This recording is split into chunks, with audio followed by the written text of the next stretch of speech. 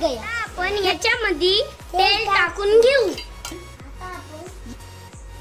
आता आपण याच्यामध्ये मोहरी टाकून घेऊ. आता याच्यामध्ये कढीपत्ता टाकू. आता याच्यामध्ये कांदा टाकू. आता आपण कांदा लाल करून घेऊ.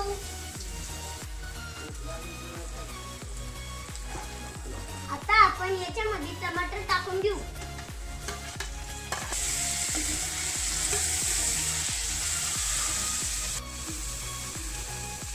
आपण याच्यामध्ये हळद टाकू.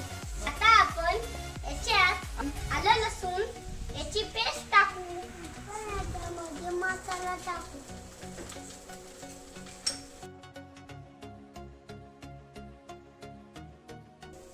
आपण याच्यामध्ये मीठ टाकू.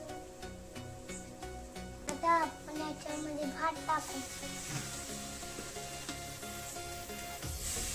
आता आपण याला 15 मिनिटं हलवून घेऊ.